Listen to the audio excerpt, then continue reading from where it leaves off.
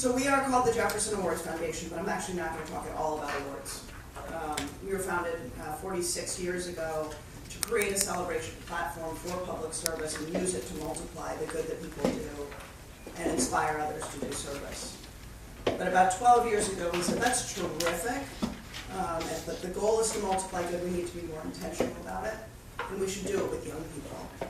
And the focus around that has to do with our fundamental belief in the power of service itself to unlock true potential in individuals. I'm going to start just by telling you a quick story.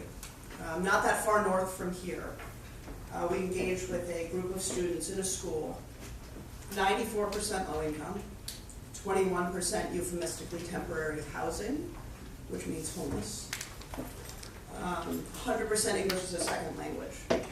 And when we first engaged with these young people, they told us two things. The first is they told us they all felt stupid. They felt stupid because English was their second language and people treated them that way. They also felt that graduating high school was irrelevant, that their futures were basically predetermined. We first asked them why. They said, we can't even get to school because we don't have clean clothes. All of us miss dozens of days a year because we can't do laundry because we can't afford it. So now what we do is we help young people figure out what they care about. We help them identify those problems that most challenge them, and then we challenge them to identify solutions.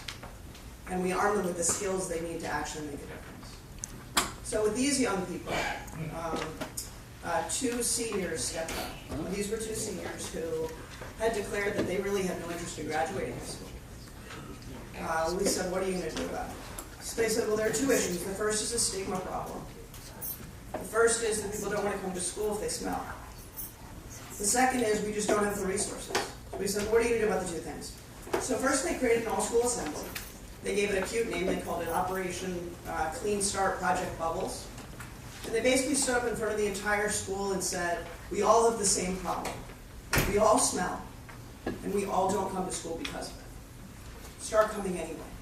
And if you happen to be sitting next to the young person who wasn't able to do laundry that week, be nice.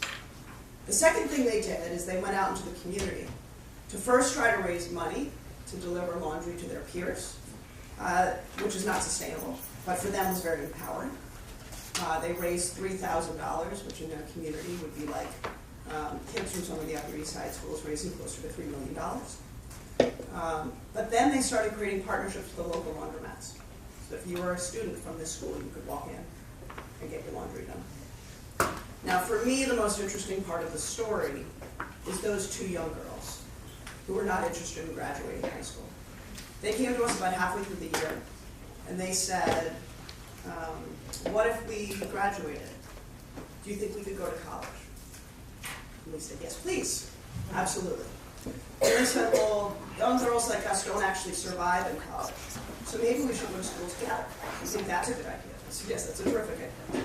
Then they said, well, wherever we go is going to be a poor community too, so can we bring our project with us? Maybe that will give us basically an anchor to the community. So they did. Now, fast forward a year later, I'm sitting in the office of the chair of SUNY. And I'm telling him this story. And he says to me, I know these girls, as he pulls up his chairman's newsletter, and says, we just wrote a story on them about their laundry project with Oswego. Now they're thriving. Now we talk about system change, right? We trained 6,500 young people last year. That is not system change. But it's in 14 communities around the country. And we're now up to 30,000 students over the last decade. For us, here's what it's about. It is about looking outside of ourselves. It is about identifying for yourself what you care about.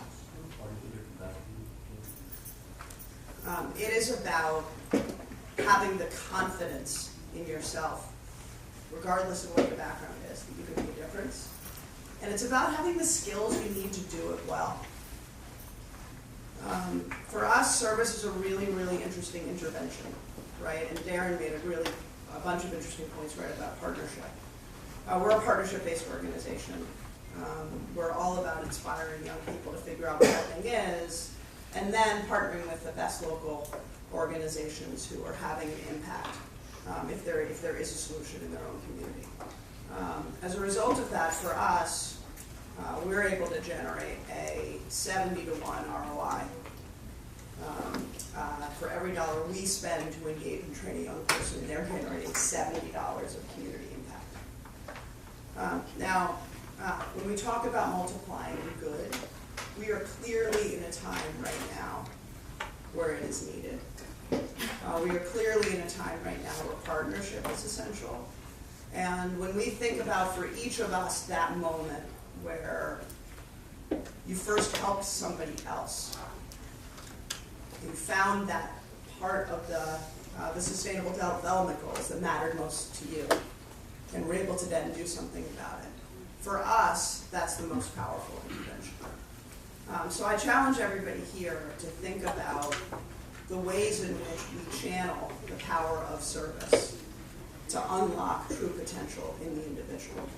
It's something we're doing this year with 6,500 young people, but where we right now are investing for scale so that we can actually truly use the power of service to develop system change.